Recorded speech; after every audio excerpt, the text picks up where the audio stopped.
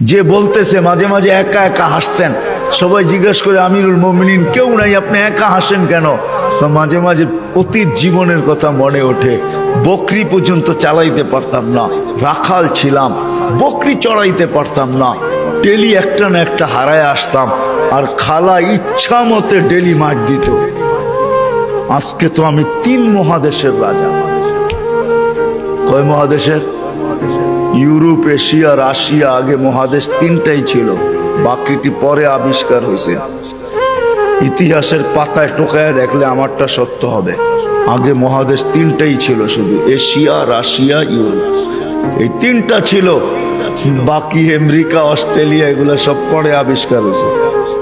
ওই যুগে ছিল না এগুলা। এটা তো সমুদ্রের ভিতরে লুকানো ছিল, মানুষ পড়ে বাহির করেছে। কি যুবক, ঠিক তো? সত্য তো? তোমাদের শিক্ষা এটা বলে তো? 3টাই ছিল, 3 মহাদেশের রাজা। একা একা হাসে। আল্লাহ আপনাকে পিছে নিবেন না। আমাদের শিক্ষিত মানুষগুলা ভাবে যে যদি আমি আল্লাহ পাওয়ায় লেগা যাই তাহলে মনে হয় আমি সুফি হয়ে যাবো। সুফি সব বুঝি ছেড়ে দিতে হবে। না না, কিচ্ছু ছাড়তে হবে না, আরো টপে উঠবেন। টপে এখন আর কতটুকু টপে, তখন আরো টপে উঠবেন। আল্লাহ দেখাইছেন দুনিয়ার ভিতরে সবচেয়ে টপ হইল 10 টপ, এর উপরে কেউ টপে নাই। আশারায় মুবাশশারার উপরে কেউ নাই, আছে নাকি? আপনার আমি কয় টাকার মালিক? রাগ হয়ে যাবেন? বলবো? হায় হায়, আপনার আমি কয় টাকার মালিক?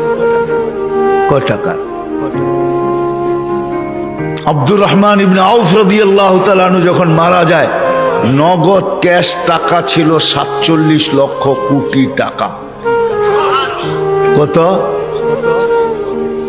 জি, আপনার বাজেট এবার কত হয় দেখেন। হয়তো 7 লক্ষ কোটি টাকা হবে, নাহলে 7.5, নাহলে 8 লক্ষ কোটি টাকা।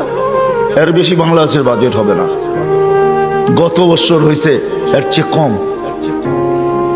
7 লক্ষ কোটি টাকা হয়েছে। এই বছর 8 লক্ষ কোটি টাকা হবে বাজেট। ওনার কাছে ছিল 47 লক্ষ কোটি টাকা ক্যাশ। বাকিগুলা বাদ দিলাম, কয় টাকা মালিক? আব্বাস রাদিয়াল্লাহু তাআলা আনহু আরবের ব্যাংক ছিলেন, ব্যাংক, আরবের ব্যাংক। আল্লাহ রসুল যখন দুনিয়াতে আসেন তখন পুরো আরব ভূখণ্ডে একটা ব্যাংক ছিল, ব্যাংক আব্বাস। আল্লাহ রসুলের চাচা। বিদায় হজের দিন আল্লাহ রসুল বলছে, চাচার যত সুদ আছে সব আমি মাফ করে দিলাম। চাচা হাসতে হাসতে দাঁড়াইছে আর বলছে, চাক বাতিজা, তুই সুদ মাফ করে দিলি, কতটুকু আর দিলি? চাচা পাশে দাঁড়ায় বলছে, বাতিজা সুদ মাফ করলো, আমি বাতিজার সম্মানার্থে আসলও মাফ করে দিলাম। ও আরববাসী, আমার টাকা কারো দিতে হবে না, মাফ। আপনি জানেন না কয় লক্ষ কোটি টাকা ছিল। আমার কাছে হিসাব আছে কয় লক্ষ কোটি টাকা ছিল। আপনার আমি কয় টাকার মালিক? আসেন আল্লাহকে রাজি করি। কি দিবে? কি দিবে? কাকে কি দিবে? মা বোন যদি আল্লাহকে রাজি করলো, ও মা বোন, এর চেয়ে বড় কিছু জিনিস হইতে পারে না যে জান্নাতের 8 দরজা তোমাকে ডাকবে। কোনটার ভিতর দিয়ে আমার ভিতরে ঢুকবে বলো? 8 দরজা দিয়া ডাকবে, যেখানে মন চাহি মিলবে। 500 বছর আগে জান্নাতে যাবে মা বোনরা, পুরুষের। কেননা মা বোনদের 2টা জন্মগত শখ আছে, একটা নিজেকে সাজাইতে ভালোবাসে, ঘরকে সাজাইতে ভালোবাসে।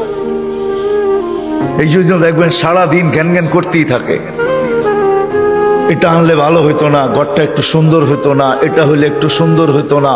কেন? ওই যে অভ্যাস, নিজেকে সাজানো আর হলো ঘর সাজানো। বিল্ডিং সিল্ডিং হয়ে গেছে। ছোটবেলা তো আমরা দেখছি, ঠিক না? কি বলেন? মাটির ঘর, এটা জানি কি বলে, উঁচা থাকতো না, উঁচা, তো কি বলে? হ্যাঁ, পিরা, পিরা। হ্যাঁ, এটাকে সপ্তাহে লেপতো, ঠিক না?